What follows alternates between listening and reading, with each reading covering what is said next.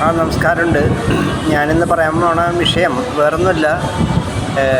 നമ്മുടെ ഈ ചില ആത്മീയമായ കണക്റ്റഡാണ്, അതേസമയം അത് കുറച്ച് പൊളിറ്റിക്സുമാണ്. എന്താണെന്ന് വെച്ച് കഴിഞ്ഞാൽ ഇപ്പോൾ നമ്മുടെ മോദി, പിണറായി വിജയൻ, മോഹൻലാൽ ഇവരൊക്കെ ആ രംഗത്തെത്തിയത് അവർ പ്രത്യേകിച്ച് ആശിച്ച് കഠിനാധ്വാനം ചെയ്തിട്ടല്ല.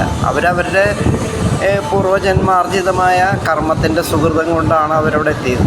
ഇപ്പോൾ അവർ അനുഭവിക്കുന്നത് തീർച്ചയായിട്ടും പിണറായി വിജയനുണ്ട് ഒരു ഓറ, ശക്തമായ ഓറയാണ്. പുള്ളി അത് നെഗറ്റീവായിട്ട് ഇപ്പോൾ ചെയ്യണമെന്ന് മാത്രം. കർമ്മങ്ങൾ മുഴുവൻ നെഗറ്റീവാണ്.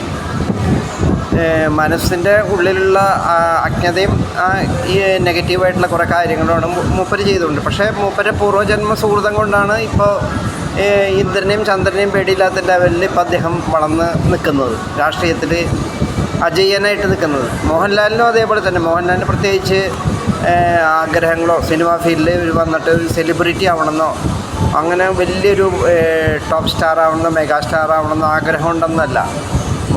മോഹൻലാൽ യാദൃച്ഛികമായിട്ട് സിനിമാ ഫീൽഡിലേക്ക് എത്തിയത് അദ്ദേഹത്തിൻ്റെ ആ കൂട്ടുകാരോ കൊണ്ട് ലെറ്റർ കൊടുത്ത്, സംവിധായകൻ്റെ കൊടുത്ത്, നിർമ്മാതാവിൻ്റെ കൊടുത്ത്, അങ്ങനെയൊക്കെയാണ് അദ്ദേഹം സിനിമാ ഫീൽഡിലേക്ക് എത്തിയത്. അതുപോലെ തന്നെ മോദി ചായക്കടക്കാരനായിരുന്നു പറയണത്. അപ്പോൾ അതുപോലെ തന്നെ സന്യസിക്കാൻ ഹിമാലയത്തിൽ പോയിരുന്നു. പല മോദിയോട് ആരോ ചോദിച്ചു, താങ്കൾ എങ്ങനെയാണ് പ്രധാനമന്ത്രി പദത്തിലേക്ക് എത്തിയത്? അപ്പോൾ പല നല്ല കർമ്മങ്ങൾ ചെയ്താണ് ഞാൻ ഈ ലെവലിലേക്ക് എത്തിയത്. കുറേ നല്ല കർമ്മങ്ങൾ ചെയ്തിട്ടാണ് ഞാൻ ഈ ലെവലിലേക്ക് എത്തിയെന്നാണ് അദ്ദേഹം പറഞ്ഞത്, മോദി പറഞ്ഞത്.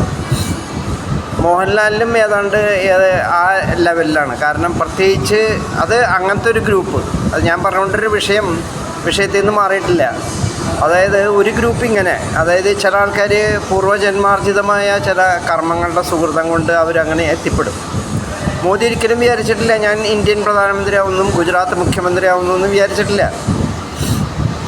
മോഹൻലാലും വിചാരിച്ചിട്ടില്ല, പിണറായിയും വിചാരിച്ചിട്ടില്ല. പിണറായി ഒരു ജോലിയും ചെയ്യാണ്ട് ശതകോടീശ്വരനായി മാറിയത്. ഇന്നവരൊരു ജോലിയും ചെയ്തിട്ടില്ല.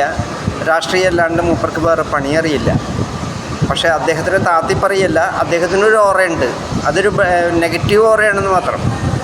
മോദിയുടെ ഓറ പോസിറ്റീവാണ്, മോഹൻലാലിൻ്റെ ഓറ പോസിറ്റീവാണ്. ഇതൊക്കെ ശരിയാണ്.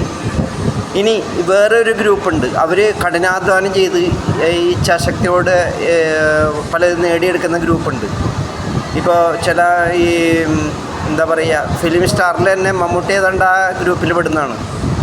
മമ്മൂട്ടി വളരെ കഠിനാധ്വാനം ചെയ്ത് ഇച്ഛാശക്തി കൊണ്ട് ഹാർഡ് വർക്ക് ചെയ്ത് ആ ലെവലിലേക്ക് എത്തിയതാണ്, ഒരു മെഗാ സ്റ്റാറൊക്കെ ആയതാണ്. അനുഭവങ്ങൾ പാളിച്ചകൾ സിനിമയിൽ വളരെയധികം കാണേണ്ട അദ്ദേഹത്തിൻ്റെ മമ്മൂട്ടിയുടെ ആ രൂപം നമ്മൾ കണ്ടാൽ മനസ്സിലാവും.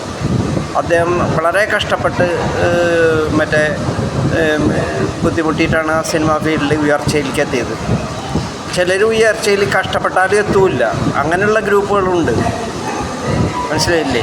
ചിലർ കണ്ടിട്ടില്ലേ, ഈ സിവിൽ സർവീസ് പരീക്ഷയിൽ ഉന്നത മാർക്ക് നേടി, എൻ്റെ ഡ്രീം സ്വായത്തമായി, എൻ്റെ സ്വപ്നം സാക്ഷാത്കരിച്ചു എന്നൊക്കെ പറഞ്ഞ് കാണുന്നില്ലേ?